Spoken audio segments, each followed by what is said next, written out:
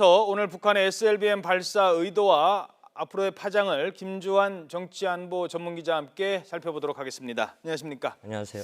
자, 오늘 왜 오늘이었을까요? 왜 오늘 이 SLBM을 쐈을까요? 두 가지 측면에서 봐야 되죠. 표면적으로는 22일부터 을지 프리덤 가디언 훈련, 방어 훈련을 하고 있죠. 근데 이 훈련에 대해서 북한 당국은 항상 한미 두 나라가 자신들을 공격하려고 하는 것이다. 이렇게 훈련을 했습니다. 이거에 대한 대응 훈련을 안 하면은 기본적으로 북한군의 사기가 저하되겠죠. 왜 우리는 안 했냐? 이건 탈북자들이 군 출신 탈북자들이 늘 해왔다는 얘기입니다. 이런 측면이 하나 있고요. 또 하나는 지난 3월이었죠. 북한이 고폭탄 뉴클리어 디바이스라 그러죠. 핵탄두 장치를 공개를 했을 때 김정일이가 그때 교시를 내렸죠. 뭐냐면 항상 언제 어디서 어떤 형태로도 발사 준비 태세를 갖춰라라고 했기 때문에 북한에서 김정은의 교시는 헌법보다 위에 있는 거죠. 그래서 북한 이 발사 SLBM 관계자들은 발사체를 갖게 했고 또 심리적으로는 우리도 얼마든지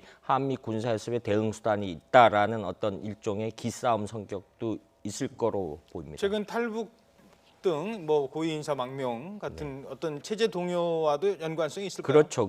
일단 우리가 어제 북한의 발표를 보세요. 남한은 지옥이고 우리는 천국이다 이런 말을 입장을 썼지 않습니까? 내놨어요. 그런 부분에 있어서 이런 우리가 북한의 핵은 이른바 NPT 강대국들만 갖고 있는 건데 그 중에 가장 진일보한 SLBM도 우리도 언제 어디서나 쏠 수 있다 이런 거를 이제 이 주민들한테 보여주려는 의도도 있죠. 예. 자, 그동안의 발사 일지를 좀 살펴보도록 하겠습니다. 그동안 발사 일지를 보면 2015년 작년 1월 달에 쏘았고 이때는 사출 시험 정도였습니다. 빠져나오는 정도였고요. 그러다가 5월, 11월, 12월 이 수중에서 이제 사출을 하느냐는 게 관건이었는데 이때도 어느 정도는 완전히 성공한 것으로는 안 봤습니다. 다음 근데 올해 들어서는 지상에서 사출 시험을 하고 SLBM을 발사를 했는데 30km 날아가다 그냥 픽 꺼졌어요. 네. 사실 이건 성공했다고 볼 수 없는 겁니다. 미사일의 위력이 30km짜리 미사일은 미사일이 아니겠죠. 그런데 오늘은 500km를 발사를 했고 주목이 되는 거는요. 이 발사의 어떤 시험 간격이 굉장히 좁아진다는 잡아두고 거예요. 지금 앵커께 설명하셨듯이 작년 7월에 처음 SLBM 발사할 때 작년에 한 걸 2개가 지상 사출, 올해 한 것이 그 다음 2번이 수중 사출, 이른바 콜드 론칭이라 해서 그렇죠. 탁 튕겨 올라서 올라가서 물 방향 밖으로서 잡고 방향 잡고 날아가는 날아가는 예. 우리가 이른바 이동식 발사대에서 쏘는 미사일 원리도 다 콜드론치 원리 그렇죠. 체계인데 그다음에 이번에 했는데 이렇게 굉장히 이걸 단편적으로 보면 실패했다 이런 식으로 보는데 오바마 대통령이 이 부분에 대해서 작년 독일과 정상회담 때 분명히 SLBM에서 한 이야기가 있습니다. 뭐라고 했습니까? 단편적으로는 실패지만 이거를 궤적으로 놓고 보면은 북한의 미사일 발사 능력은 굉장히 진일보하고 있다. 본인 표현은 업그레이드라는 표현을 썼었어요 당시. 예. 근데 이런 표현을 봤을 때 우리도 굉장히 좀 당황스러웠던 것이 사실은 이 500km 정도를 오늘 500km 날아갔어요. 한 1, 2년 후쯤 걸리지 않겠느냐 추정을 했었거든요. 예. 그런데 굉장히 빨라졌죠. 이렇게 하다 보면 실전 배치 단계도 굉장히 빨라질 거다라고. 그래서 그런 배경 때문에 NSC도 긴급 소집한 이유라고 볼 수 있을 것 같습니다. 자, 그리고요. 왜 이 500km에 좀 주목을 두냐면요. 이게요. 지상에서 쏘는 게 아닙니다. 어느 미사일 기지에서 쏘거나 지상에서 차 타고 가다가 쏘는 게 아니에요. 잠수함입니다. 어디서 쏠지 모른다는 게 잠수함 발사 탄도미사일의 위력입니다. 우리 동해상을 빠져나가서 일본 근처로 가서 쏘면 500km면 더 큰 위협이 될 수 있는 겁니다. 게다가 잠수함을 타고 가기 때문에 미국 근처까지 가도 사실 물론 그건 사실 어느 정도 가능성은 좀 떨어지는 얘기입니다만 이론적으로는 바다 밑으로 쭉 가서 태평양 어디에서 500km 지점까지 날아갈 수 있는 데서면 미국도 타격이 거의 사정권 밖이다라고 할 수 없는 거 아니겠습니까? 그게 지금 위협적인 거 그렇죠. 아니에요? 지금 설명을 잘 해주셨는데 잠수함 전문가들은 이런 얘기합니다. 자기군의 잠수함들인데 돌고래가 가족 단위 떼로 다니면서 돌고래 고유 음성이 다 다르답니다. 역시 국내에서 똑같은 기술을 가지고 똑같은 기종의 잠수함에서 소리가 다르다면 그러니까 피하 식별을 어떻게 하냐면 평소에 그걸 레코딩을 녹음을 해놓는답니다. 그런데 레코딩이 안 된 거는 물속에서 탐지가 안 되는 거죠. 실제 음파로 이것이 돌고래인지 잠수함인지 구별이 안 된다라는 거거든요. 아하, 그런데 소나 장비도 안 되는군요. 그렇죠. 이것이 그러니까 그래서 이 원전으로 가는 물론 디젤은 약간의 소음인데 이것도 기술력이 발달을 해서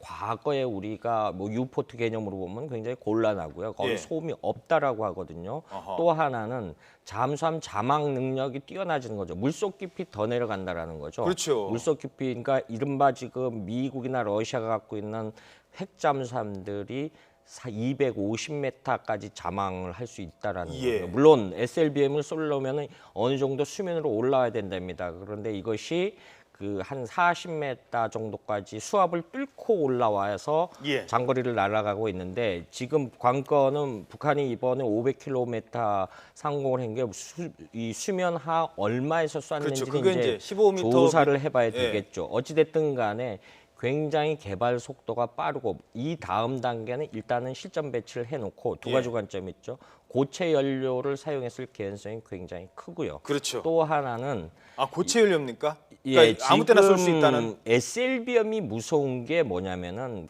쉽게 말해서 과거 유명했던 영화 레드 옥토버라는 영화를 보면은 러시아의 소련의 전략 잠수함이 미국으로 망명을 하지 않습니까? 지상의 그 핵탄두는 탄두와 발살체를 평소에 분리해 보관을 합니다. 그렇죠. 그런데 이 잠수함은 항상 이걸 같이 싣고 다니는 거죠. 이런 탄두와 미사일을 그렇죠. 같이. 캐노피라 그래서 그런데 이거는 쉽게 말해서 잠수함 함장이 굉장히 호전적인 인물이고 공격적인 인물이라고 가정했을 경우에 아무 때나 버튼 누를 수 있다. 그렇죠. 그러니까 상부의 지시를 안 받고 할 수 있다라는데 위험성이 그만큼 높은 거죠. 뭐 상상하기 싫은 내용입니다만 일단 알아둬야 될 것 같습니다. 자, 그런데 또 하나 주목되는 건 바로 이 오늘 떨어진 지점이 일본의 방공식별구역입니다. 지난번에 지상에서 미사일 쐈을 때도 일본이 아주 뭐 이런 표현은 좀 그렇습니다만 적극적으로 대응했다면서 방위비도 막 늘렸습니다. 이번에 어떤 반응을 보일까요? 자, 일본 정부가 반응을 내놓은 것 같습니다. 북한이 잠수함 발사 탄도미사일을 시험 발사한 데 대한 공식 반응을 내놨다고 합니다. 국제부 취재기자 연결해서 일본의 반응이 궁금한데요. 알아보도록 하겠습니다. 안소영 기자. 네, 국제부입니다. 일본 어떤 입장을 내놓고 있습니까? 네, 일본 정부는 먼저 북한이 동해 쪽으로 잠수함 탄도미사일 SLBM 한 발을 발사했다고 발표하고요. 이는 안보리 결의 위반인 만큼 북한에 엄중히 항의할 방침이라고 밝혔습니다. 아베 신조 일본 총리는 북한이 SLBM 시험 발사한 것과 관련해 방위성 등 관계부처의 정보 수집과 분석에 만전을 기하라고 지시했습니다.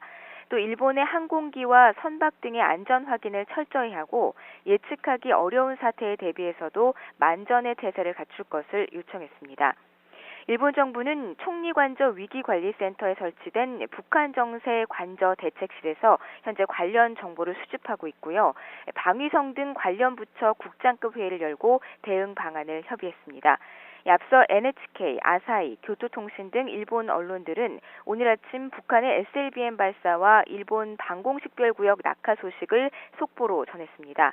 특히 아사히 신문은 북한이 지난 4월에 이어 또다시 SLBM 발사 실험을 강행한 데 대해 실전 배치를 위한 개발을 서두르는 동시에 제재를 강화한 국제사회를 견제하는 목적도 있는 것으로 보인다고 분석했습니다. 지금까지 국제부에서 전해드렸습니다. 네, 자 지금 일본의 지금 반응이 나오는데요. 아직 뭐 군사적인 움직임은 없는 것 같고 일단 첫 반응은 그렇게 나오는 것 같습니다. 뭐 전해드렸습니다만 잠수함에 쏘는 것이기 때문에 어디서 쏠지 모른다는 가장 그렇습니다. 큰 장점을 가지고 있고 그 미사일의 특징상.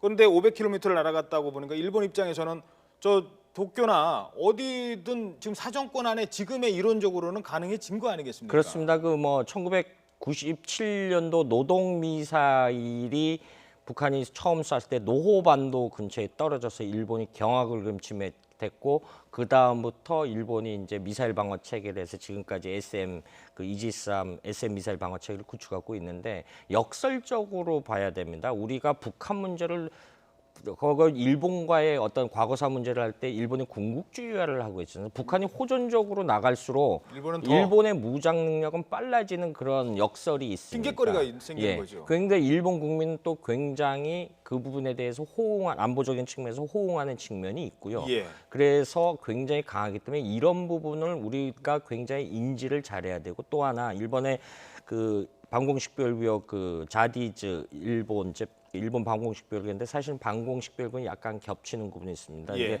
동해상에서 발사했기 때문에 어떤 시험 발사 측면에서 일본을 타격 능력인데 지금 말씀하신 것처럼 500km 침포해서 그 방향을 남쪽으로 쐈다라고 하면은 예.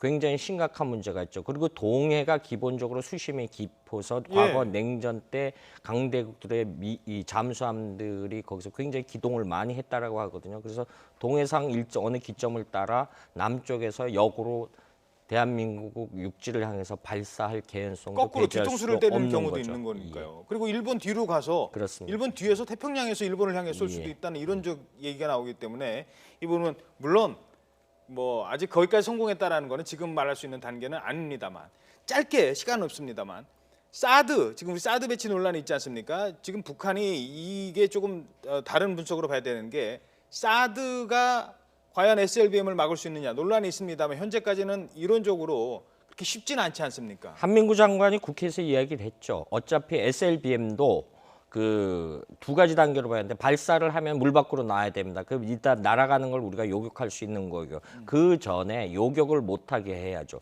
이른바 수중 킬체인을 구축해야 되겠죠. 동해 앞바다에 어떤 망도나 이런데 가상에 우리 잠수함이 물 속에서 매복을 해서 출항하는 거를 요격하는 그런 거였는데 그렇기 때문에 우리가 이제 장보고함 2 3,000톤급도 우리도 이 실전 배치를 굉장히 빨리 해야 되지 않겠냐는 여론이 벌써부터 나오는 거죠. 알겠습니다. 네, 지금까지 김주한 정치안보 전문기자였습니다. 오늘 말씀 고맙습니다.